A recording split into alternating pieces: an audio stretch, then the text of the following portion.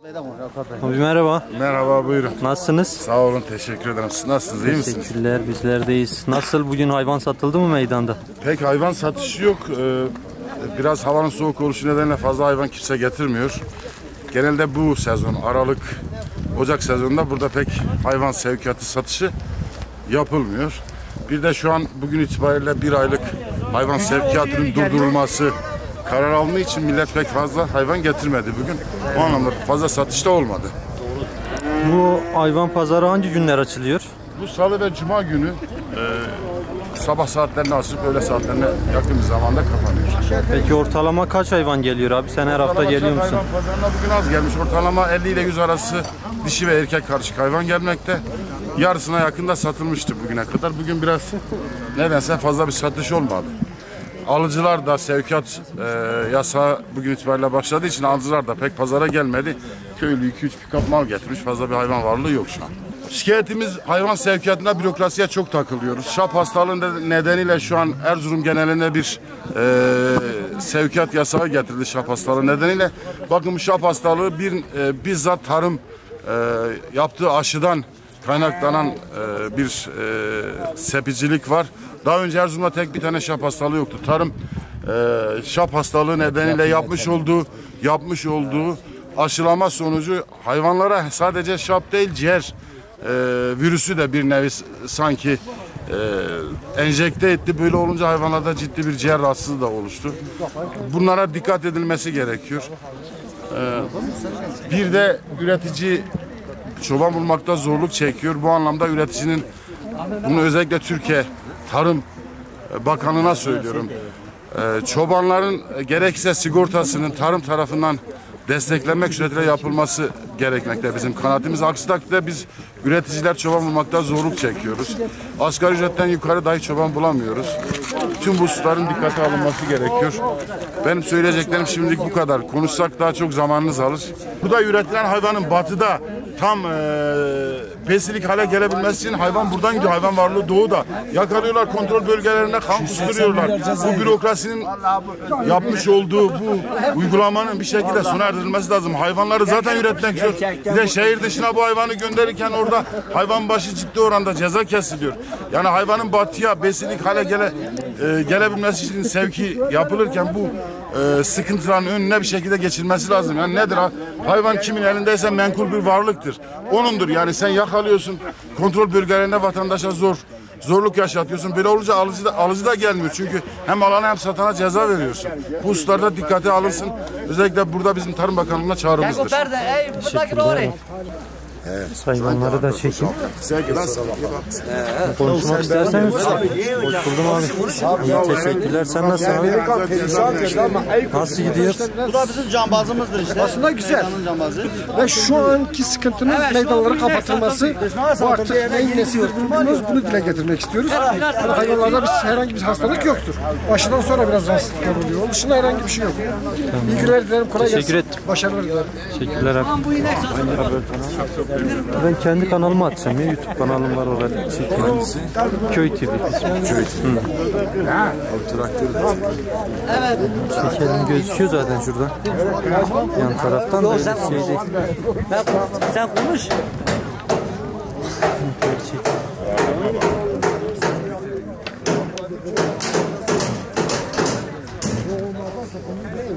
Cani. Bu inekler satılıyor. Bu inekler senin mi abi? He. Bereketli olsun abi. Sen sürekli geliyorsun galiba buradan, Facebook'tan görüyorum. Evet. Buranın sahibidir bu. He. Meydanın sahibi. Bakıyoruz işte. Asas patron budur. Tamiri de geçen gün sen yapıyordun. Burayı Çat Belediyesi mi, Büyükşehir Belediyesi mi yaptı abi? Büyükşehir Belediyesi yaptı, Çat Belediyesi açtı. Yani Mehmet Sekmen yaptı burası. Çünkü ikisinin de İkisinin de katkısı var. Katkısı var değil mi? Var. Allah razı olsun. Özellikle Büyükşehir Belediye Başkanımıza teşekkür ediyoruz. Bir de buranın yaza çıktığımızda üstünün kapatılmasını istiyoruz. Aynen, güzel olur. Bunları Hava soğuk. ediyoruz Büyükşehir Belediye Başkanımız. Nasıl abi, hayvanlar para ediyor mu? Sen üreticisin galiba. Üreticiyiz, evet. Artı bir de dışarıya sevkiyat yapıyoruz. Peki. İyi kötü insanlar yani gerçekten maliyetler yüksek. Yem maliyetleri, girdisi, bir çobana 35 milyar maaş veriyoruz. Bir torba 700 lira. Yani maliyetler çok yüksek. Peki kar edebiliyor musun hayvancılık işinde? Şu an kar yok. Dışarıdan bakılınca millet şey diyor, bir inek olmuş 150 bin 200 bin lira. O inek nasıl yetişiyor? Güzel para O inek kazanıyor nasıl yetişiyor? üreticiler diyorlar. Bilen var mı o inek nasıl yetiştiğini? Bir hayvanın aylık maliyeti 3,5 milyar. 3,5 milyar. Evet, aylık masraf. Yüksek. Yüksek. Zaten Erzurum'da yaşıyoruz. Çoğunlukla içeride hayvanlar. Ya işte görürsün. 6 ay ahırda inekler. 6 ay. 3 aydan ahırda. 3 ayda dağda. Gel bundan para kazan. Buradaki bütün insanlar hep bir yani geçimini hayvancılıktan sağlıyor. Peki, Gerçekten yani bir hayvanın aylık gideri 3,5 milyar. peki hayvan satabildin mi abi bugün? Yok, Satamadın. yok. Piyasalar durgun. Piyasa durgun. Habire ithal, habire ithal. Aslına bakarsınsa ithala yani fazla bir şey yoktur. Türkiye genelinde talep var da dur demeleri lazım. Gerçekten abi dur demeleri lazım. Bu kadar da olmaz yani. Üreticiyi mahvet. Böyle giderse zaten üretim bitecek 3-4 sene. Peki Çat'ta üretim nasıl geçmişe kıyasla? Çok az. Mesela Çok az. geçmişte ne kadar üretiliyordu, şu Önceden an bizim ne kadar? köyden sana ben örnek vereyim. Bizim köyde 3 sürü çıkardı. Şimdi düşmüş 2 sürüye. Bu önceki sürüler 450-500 civarıydı. Şimdi her 2 sürüyü toplasan 700 falan. 700. Ancak 2 sürü. Esnaf bitmiş bir halde. Söylemek istediğin bir şey var mı Yok kardeş, üreticilere, teşekkürler. köylere veya... Teşekkürler. Ben de teşekkür Yılmaz ederim. Bey'den alırdık. Yılmaz abi merhaba. Merhaba. Nasılsın, iyi misin abi? Razı olsun, sizlere sormalıyız. Hayvan mı getirdin, hayvan mı alıyorsun abi? Şu an ne hayvan getirdim ne de alabiliyorum. Zaten elimde çok hayvan vardı. 3 aydan beri içeridedir. Sıkıntıdan dolayı satamıyoruz da. Yani para etmediğinden dolayı satamıyoruz. Çoğu zaten kendi ithala yazmış. Yerli hayvan tamamen durmuş. Millet de geçimini zaten kendi hayvanına yapardı. O da durduğundan dolayı şu an millet mağdurdur. Peki şey sormuş olayım sana abi.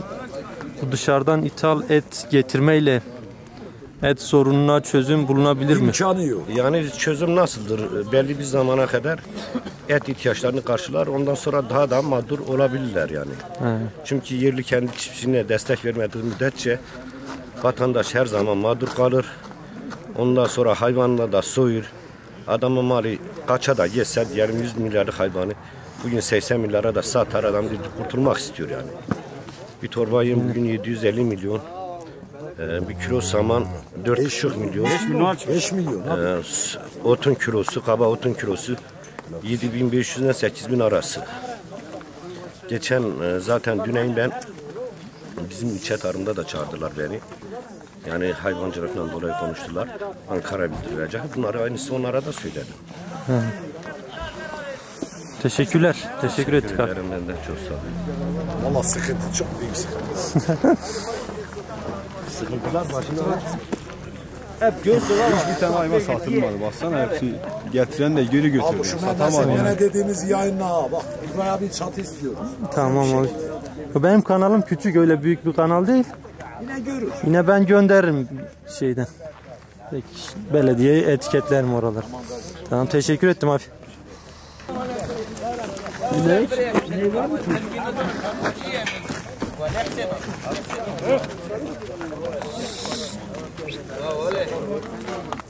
Bir bereketli olsun. Sağ olasın. Allah razı olsun. Nasılsın? Nasıl gidiyor? Vallahi iyi çok şükür. Görürsen işte. Nereden geldin? Merkezde misin? Çatın hangi Yok, köyünden? Çat Bardakçı köyünden. Bardakçı köyünden geldin. Evet. Hayvanlar senin. Hayvanlar benimdir, evet. Satıyorsun. Satıyorum. Ne diyorsun abi hayvanlara? Büyüklerin ikisine 260, ufaklara da 150 lira diyorum. Güzel hayvanlar ama büyükleri güzel. Hayvanlar. Simenter ırkı güzel ırktır. Nasıl, alıcılar ne diyor peki bu fiyatlara? Bu alıcılar da işte bekliyoruz alıcıları. He. Piyasa biraz durgun. Gelip bakan oldu bugün. Oldu tabii ki oldu. Mal da satıldı. Fiyat Alıcı var verdiler mi yani. abi? Fiyat ne diyorlar? Alıcılar ne diyor? Valla Büyüklere en son 220 lira verdiler. He. Bir şey söylemek ister misin abi? Vallahi ne söyleyelim yani. Çatta bekleriz diye. Çatı malı kalitelidir. Pazarımız açılmış çok şükür. Gelenler oluyor. Az çok satım oluyor yani. Siz alıcısınız abi galiba. Yaşar abi aldık kardeş. Nasıl, beğendin mi hayvanları? Çatın hayvanı kalitelidir. Sen Çatlı mısın? Ben de Çatlıyım. Yasak köylüyüm. Çatın malı Türkiye'de bir numaradır. Mesela Üretici, neden bir kaliteli. numaradır Çatlı malı? Irklı hayvandır. Burada dağda otlayan hayvandır. Hastalara dayanır yani. Hastalıktan arınmış hayvandır. Yani bizim buranın hayvanı Türkiye gelen besicisi olsun, kurbancısı olsun buradan götürür. Memnun kalır bu hayvanlardan. O yüzden de tercih ediyorlar bizi. Sağ olsunlar, biz de bu işi yapıyoruz, alıyoruz. Besici kardeşlerimize, arkadaşlarımıza, kurbancı kardeşlerimize veriyoruz. O yüzden memnunuz yani bizim Çat'ı tercih ederim devamlı. Besici de gelmesini tercih ederiz. Bu aralar biraz piyasalar durgun. İthalat konusunda ithalatımızı biraz azaltsalar, biz de üretici olarak biraz hız verse üretimimize hem ülkemiz için iyi olur hem insanımız için iyi olur. Yapacak bir şey yok işte, bu şekilde devam ediyoruz. Teşekkür ederiz abi. Eyvallah.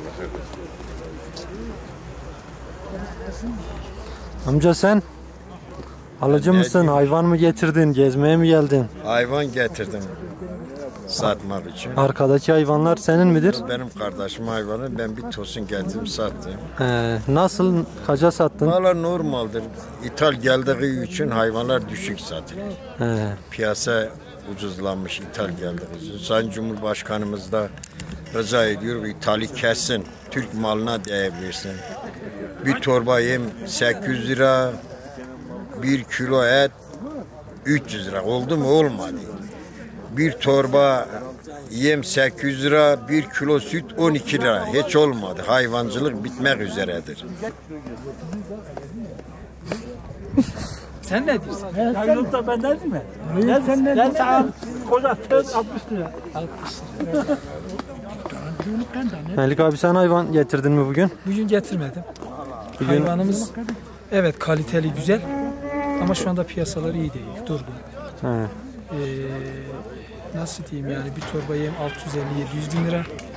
Şu anda hayvanımız kimi ihtiyaçlı olan mesela durumu iyi olmayan insanlar besliyor. 5 tane ineği var atıyorum. Yıllık geliri 5 tane dana geliyor, buzağa geliyor. Bir yılda 9 ayda onu bekliyor satması için. Şu anda sattığı tek ürün danası. Danası. Tek ürün danası. O da piyasalar iyi olmadığı için, büyük tüccarların parası olduğu için küçükler de bir şey yapamıyor. Şu anda yani her seneki gibi değil. Her yılki gibi değil. Peki hayvancılık nasıl bir meslek? Memnun musun sen? Memnunum. Ben çiftçiyim. Ben inekçilik yapıyorum. Memnunum. Ama yem, saman kendimiz üretmediğimiz, kendimiz yapmadığımız için biraz pahalı geliyor. Kardeşime söyleyeyim. Valla ben inekçiliği seviyorum. Kendim de çiftçiyim. Yapmak da istiyorum.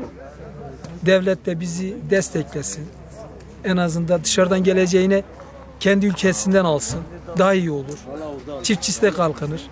Ülkemiz de kalkınır. Değil mi? Aynen öyle. Evet. Diyeceğim olur. Teşekkür ederim. Hakkınızdan Başka bir şey söylemek istersen. Teşekkür ederim. Allah kolaylık versin. Ben teşekkür ederim. Görüşmek üzere. Görüşmek üzere ya.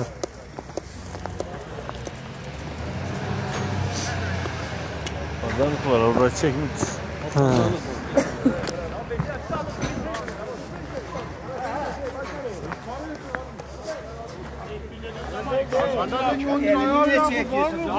Ama şimdi niye adam malı sattırma? Ya sen kaçarsın. Ya tut. Tut. Gel. Tutma gel. Öyle tutma olmaz. Ya en sen 5 daha yok düz dedi ha. Sen kaça olur? Şimdi sen söyle hadi. Adam için sıra senedir şimdi ya. Söyle al götür. Yok alan da iyidir, alan da iyidir. Ha, Alan da yakışlıdır. Bu hayır, bu yok. O yok. Alan kardeş de yakışlıdır. Hadi Yusuf abi kameraman geldi ha. Ha gelsin.